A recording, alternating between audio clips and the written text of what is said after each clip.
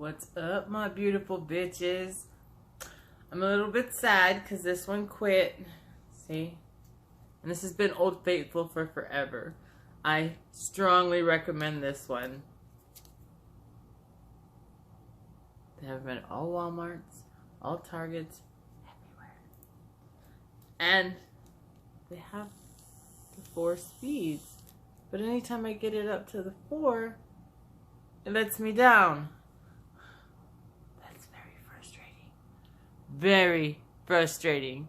Because you're like, oh, no. So, I don't know. Maybe I just ran the batteries out too bad. I have a spare. I always have a spare of this one. But, like I said, it's lasted for forever. Forever. So, if it did die, I don't harsh it at all. He was a brave soldier for a long time. Took many beatings while it traveled around in my purse.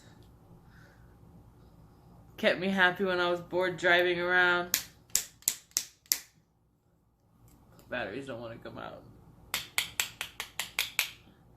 Anyway, one of the questions that I would always be asked, fucking shit. Oh, my airplane mode. Gotta turn that off. On. Yeah, turn on.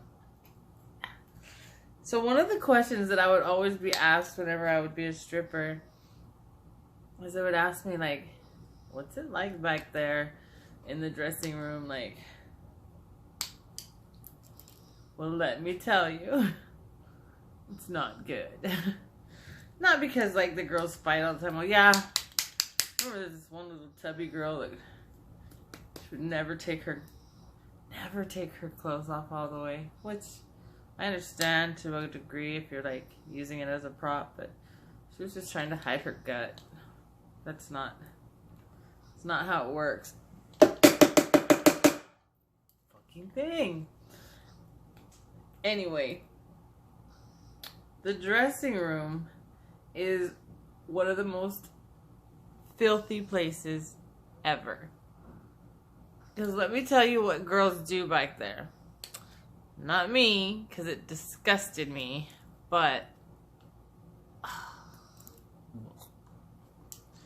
okay, they just put their bag together or leave their underwear in the locker and they just keep them there, right? So when they smell it and they're like, oh no, this shit's funky, I better wash it. They go and they wash it in the sink. In the bathroom sink of the dressing room. This does not get it clean. In fact, it just kind of spreads the funk all over the whole damn thing. By the way, I sniffed my own panties because I figured if I'm going to be sticking my ass all up in someone's face, I want it to go through my own quality control so that, to this day, never had a complaint. Why? Because I check my own oil. I make sure that shit's good. Anyway, so these bitches would be washing their thongs in the sink, and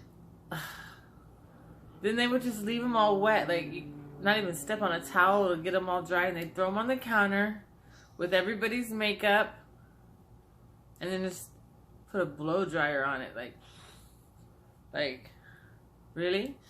And then they go out to the front because you're usually hungover.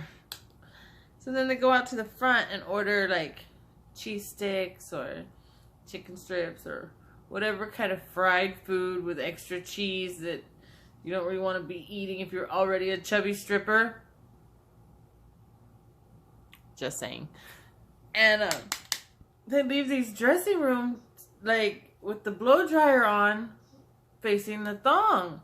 So when you'd walk in, it would smell literally like baked ugly pussy. Like, you know, you walk into grandma's house and you're like, she's making apple pie. Like, no, you got something way different. So me, being the bitch that I am, I don't like to hear that stuff. I know I've said it before, but I'm autistic and I don't like that background, heavy, ugly noise.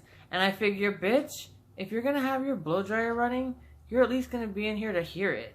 And if you're gonna fucking be baking pussy in the whole fucking oven that is the dressing room, you're gonna be here to smell it too. So I turn it off, and then again, of course I'd be like, you're such a bitch.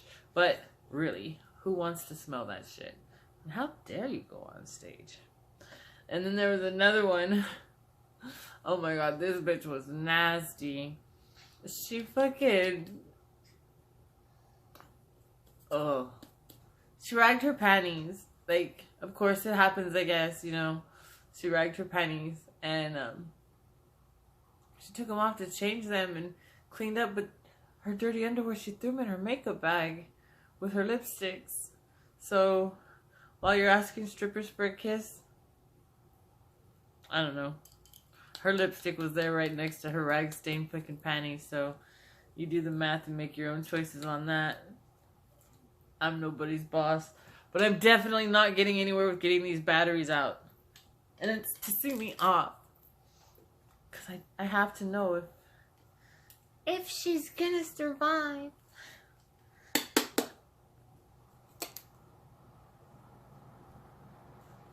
Well, they came out now.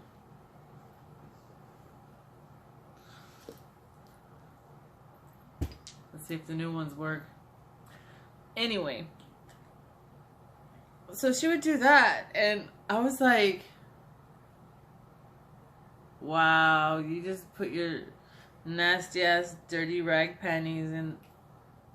Come on, girl. That sucks. And then I remember one time a chick dropped a pair of crusty panties on my head, and she's like, oh, you dropped your underwear. And I was like, fuck, those ain't mine. Big ass fucking granny panties with, I don't know if it was cheese or the cheese wax, but it was bad. Anyway, you just want to know what goes on back there? That's what goes on back there. Along with a couple makeout sessions here and there from some drunk chicks. I remember, oh my god. I remember there's this one chick. I ended up kicking her ass one day. She had it coming. Anyway, she came in and I was like, damn, that bitch is ugly. Like, aren't strippers supposed to be pretty? And I would just sit there and be like, how is this chick so ugly? And go up there and be like, I'm a bad bitch. Like, what? Anyway, ugly is curable, but not to the person that has it. Only to the person around them or the people around them. Because I noticed after working with her for like 5 to 7 days, her ugliness was less shocking. And I know it sounds like a very SpongeBob thing to say, but I got used to the ugly. To where when I saw her, I wasn't like, ooh. But I wasn't like, yeah, either. That was a whole nother story. She was just, oh, dude, that chick was whack. Anyways.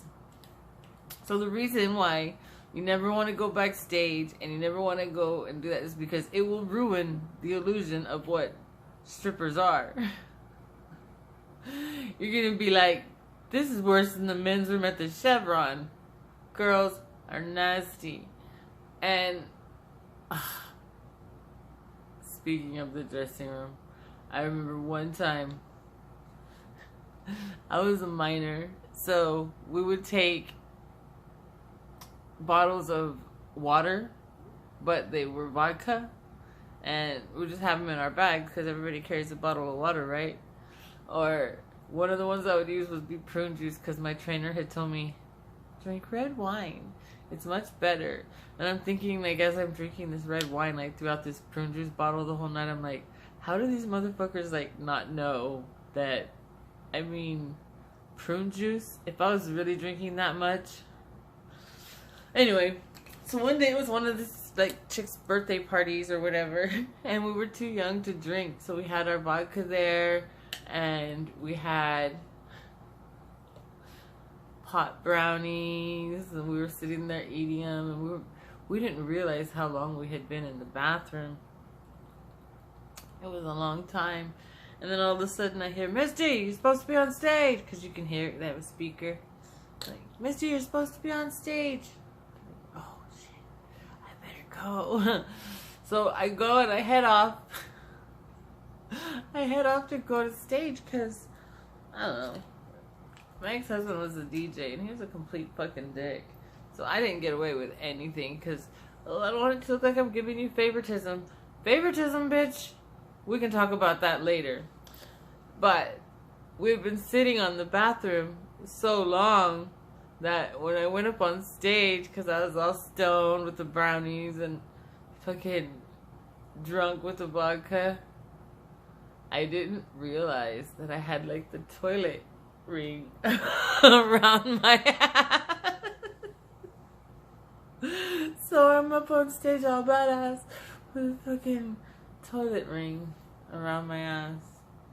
Anyway, also when you see pictures from my dressing room and you see like the little side, that's boogers. That's boogers.